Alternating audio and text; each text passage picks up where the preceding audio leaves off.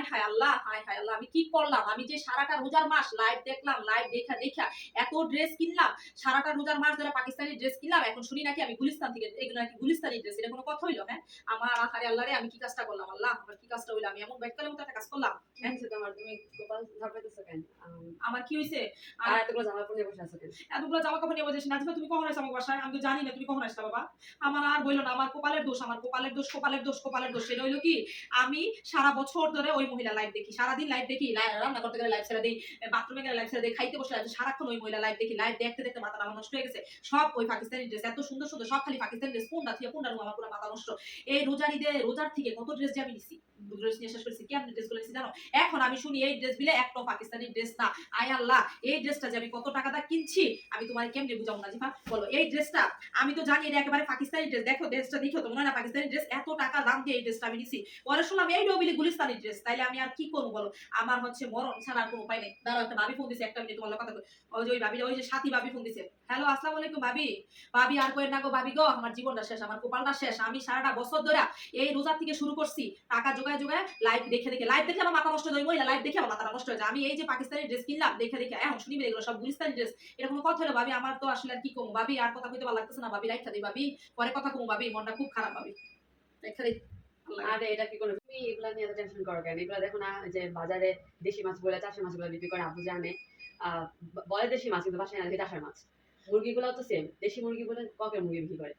আর এই তুমি অনলাইন থেকে কেন কিনবা? তোমার কি মানে তুমি তো কাপড় সবজি চিনি, যে মার্কেট থেকে কিনে নিয়ে আসবা। আর গুলিস্তান দেখা তো মনে যেতেছে গুলিস্তান অনলাইন অনলাইন করো।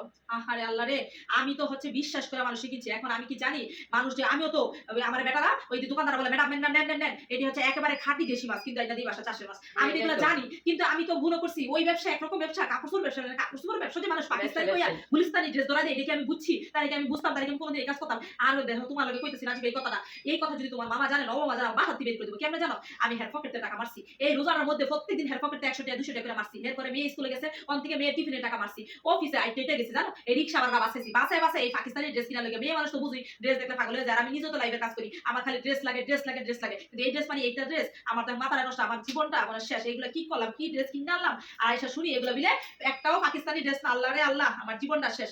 এখন মনে হইতেছে এগুলো সব বলে এখন গুলিস্তানি ড্রেস, এগুলো কোনো কথা? এখন তো মনে হইতেছে সব ব্যবসা একই ব্যবসা, ছোট হোক বড় হোক, কাপড়ের ব্যবসা হোক, মাছের ব্যবসা হোক, সবজি ব্যবসা, ব্যবসা হলো সব ব্যবসা একই ব্যবসা। আমি আর এই ভুল কাম করবো না গো। আমি আর অনলাইনে কিছু নিবো না, লাইভটা দেখে দেখে আমি যা নিবো দোকানে যাই নিবো। আর আমিও তো লাইভ ব্যবসা করি না জিপা, আমি ব্যবসা করি না, কিন্তু আমি তো সত্যি কথা কই যে এটা আমার বাংলাদেশি প্রোডাক্ট, এটা আমাদের বাংলাদেশের কাপড়। বাংলাদেশের কি মান সম্মান নাই? বাংলাদেশি প্রোডাক্টের কি, বাংলাদেশি প্রোডাক্ট তো অনেক ভালো, আমাদের মান সম্মান প্রোডাক্ট। কিন্তু আমাদের পাকিস্তানি কেন কইতে বাংলাদেশের প্রোডাক্ট আমরা ইউজ করতে পারি না? আমরা সব বাংলাদেশি ড্রেস করি না, আমার কেন পাকিস্তানি দাবি, কেন মিথ্যা কথা কেন বলবো? আমি এটাই বুঝতেছি না। যাই হোক, আমি আর এই কাজ করবো না ভাই। আমার হচ্ছে নিজের বুদ্ধিতে করা ভালো। আমি হচ্ছে আমার ভাবি, এই ভাবিটা যে ভাবিটা বলছে, খালি পাড়াই ছবি, ভাবি ড্রেসটা দেখে হ্যাঁ হ্যাঁ খুব সুন্দর, দিয়ে দিয়ে এই মহিলাটা লইতে আমার মাথাটা নষ্ট করে দিচ্ছে। আমি আর কাউরে দেখবো, আমার নিজের বুদ্ধিতে চলবো, ঠিক আছে? মানুষ যে একটা কথা কয় না, সিলে কান লয়ে গেছে, খালি হচ্ছে হাত দিলে হয়, নিজে একটু বুদ্ধি শুদ্ধি করে নিতে। আমার যে বুদ্ধি শুদ্ধি লোক পাইছে, এত ভালো লাগে কি করলাম? মাথা মধ্যে কোনো কিছুই কাজ করে না, এত ভালো লাগে কোনো আওয়াজ। এখন সবার একটা কথা বলি যে, যাই কিছু করেন নিজের বুদ্ধি দিয়ে কাজ করেন। আপনার তো কেউ জোর করে কাপড় চোপড় দিতেছে না, তাই না? আপনার দেখে শুনে বুদ্ধি দেওয়া, তারপরে হচ্ছে কাজ করবে, তাইলে আর জীবনে কোথাও ঠকবে না। সেটা অনলাইনে হোক, এটা অফলাইনে হোক, নিজের বুদ্ধি হচ্ছে মেইন কথা। তো ভিডিওটা কেমন হয়েছে অবশ্যই কমেন্টে জানাবেন।